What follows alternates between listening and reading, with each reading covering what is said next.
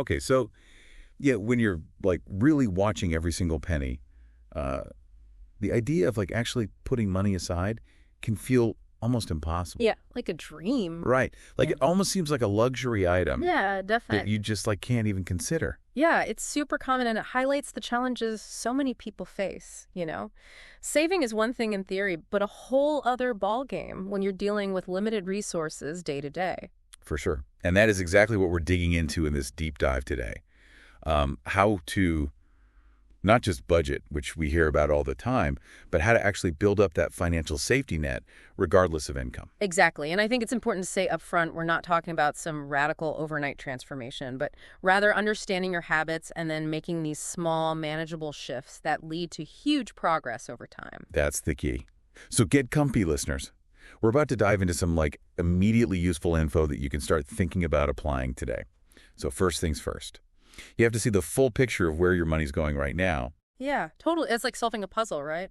Can't do it if you don't even know what pieces you have. Exactly. And in this case, those pieces are every single expense. So that means tracking. Track everything for like a whole month. Everything. I mean it. That morning coffee, that little snack you grabbed, parking meter change. Even if it seems tiny, track it. It can feel tedious, but trust me, this is where the light bulb moments hit. You'll be shocked where all those seemingly small amounts go. And thankfully, there are tools to help. Budgeting apps, super useful. Mint, YNAB, those are popular ones. And if you're old school, a spreadsheet works just as well. Whatever keeps you consistent, because that's the key. 100%. So once you've got that month of data, time to categorize, sort everything into what's essential and what's not. Exactly. Essentials being those can't live without costs. Rent or mortgage, groceries, utilities, getting to work. The basics. Then there's the non-essentials, still important, but more wiggle room. Entertainment, dining out, hobbies, those impulse buys. And this is where it gets eye-opening, right? Because now you start seeing those spending leaks. Those sneaky little expenses, they're like a drip, drip, drip, draining your funds over time. Like that daily latte habit, forgotten subscriptions, even like those quick trips to the convenience store can really add up. So plugging those leaks. Quickest way to free up cash you didn't even know you were losing. Cash that can be redirected to savings. Absolutely. Okay, so you know where your money's going. Now what? Well, that's where the budget comes in. It's your game plan. And a good budget isn't about deprivation at all. It's about making conscious choices about your money, so it aligns with your financial goals. Couldn't agree more. But standard budgeting advice doesn't always work when you're on a lower income. Right. So let's look at a modified 50-30-20 rule. You've probably heard of it. But the traditional split can be tough when essentials take up a lot of your paycheck. For sure. So a really useful adaptation is the 70-20-10 framework. Yeah, this is great. It acknowledges that when income's limited, essentials cost more proportionally. Exactly. So with 70-20-10, roughly 70% goes to needs, rent, groceries, transport, bills. Right. Then 20% for debt repayment and savings. And that last 10%, wants. Fun stuff, entertainment, hobbies, eating out. And remember, these are guidelines, not strict rules. Flexible, gotta adapt. Now, another method I personally love, especially if your income's pretty stable, is zero-based budgeting. Every dollar has a job.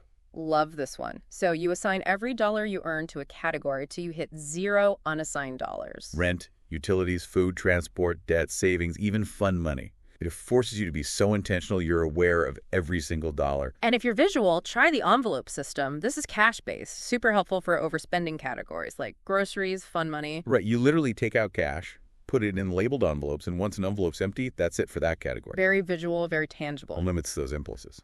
So several different paths, but the same destination. A clear budget that works. Mm-hmm. And what's most effective. Whichever one you can stick with long term. That's the key. So you know where your money's going, you've got a budget. Time to free up funds by strategically cutting expenses. And good news. This doesn't have to mean deprivation. Absolutely. It's about being smart, finding those areas where you can cut back without sacrificing the things that matter most to you. And when income's tight, even small cuts make a difference. So true. All right, let's start with housing, often the biggest expense. If rent or mortgage is eating up a huge chunk of your income, well, maybe finding a roommate could help. Yeah. Or, sometimes you can even negotiate your rent. You'd be surprised how often that works. Maybe even consider a more affordable place if that's doable for your life. Right. For negotiating, research helps. See what similar places are going for in your area. And remind your landlord you've been a good tenant. Makes a difference. Now, groceries. This is where planning is your best friend. Meal planning helps you avoid those impulse buys and reduces food waste, which saves money. And buying non-perishable stuff in bulk when it's on sale. Huge savings over time. And hey, don't underestimate those discount stores. Coupons, loyalty programs, all those little savings add up. Yes. Little things make a big difference. Utilities, too.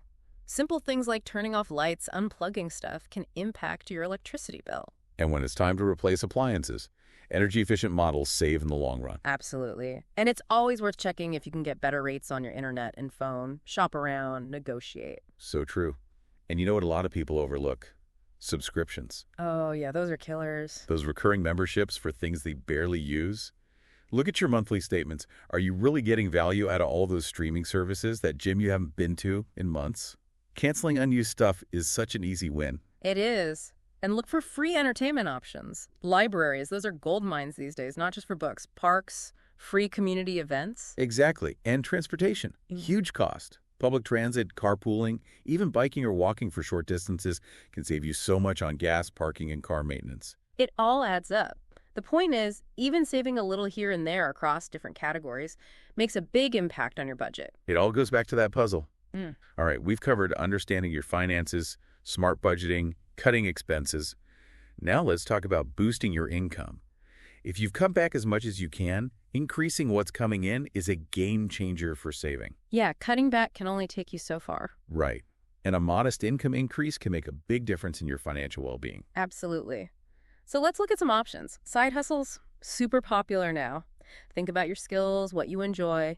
Could you offer freelance services? Maybe online? Or even local part-time work? The gig economy offers so much flexibility. Do some research, see what skills are in demand, or maybe even find a way to make money from a hobby. Yeah. Just pick something you can manage alongside your current stuff. Avoid burnout. Even a few hours a week can bring in decent extra income. And don't forget decluttering. That's a good one. Sell unused stuff. Clothes, furniture, electronics, online or at flea markets. Clutter gone, cash in your pocket. Win-win. And if you're in a traditional job, don't be afraid to negotiate. When the time's right, research those salary standards. Confidently ask for a raise. Or see what other companies are offering. You might be able to get a higher paying job. And even simple passive income streams can help. Cashback apps, renting out a spare room if you have one, every bit counts. It's about thinking outside the box. All right, so you're tracking, spending, budgeting, cutting expenses, maybe even bringing in extra cash. Now comes the crucial part, building that savings habit. This is about creating a safety net for yourself, for the future. It's not just about having extra cash, it's about building security. Exactly. And you don't need huge sums to start. The key is to just begin, make it a habit. Even $5 or $10 a week, that's a win. It'll grow over time. And automation is magic. Set up those automatic transfers from checking to savings, ideally right after payday. Money's saved before you can even spend it. Like paying a bill, but to your future self. Pay yourself first. That's the principle. Savings is non-negotiable, just like your rent or bills. And if your employer offers a 401k with a mat, take it. Free money, even if you start small. Seriously. And remember, consistency trumps the amount. Building the habit is what matters. Make saving a regular, non-negotiable part of your routine. Like any good habit, start small, be consistent, celebrate your progress. So let's wrap this up. Saving on a low income takes work, but it is possible. The right strategies, the right mindset make all the difference. For sure. To recap, first, understand your finances. Track that spending. Then create a budget that works for you. Experiment, find what you can stick with. And remember, cutting expenses doesn't have to mean misery. It's about making smart choices. And if you need to, boost your income. Side hustles, negotiations, be creative. And above all, make saving a habit. Start small, automate if you can. Every step towards financial security is an investment in your future. 100%. So here's a final thought for you. What's one little spending leak you could realistically tackle this week? Or one small side hustle you could explore? Take that first step. You got this.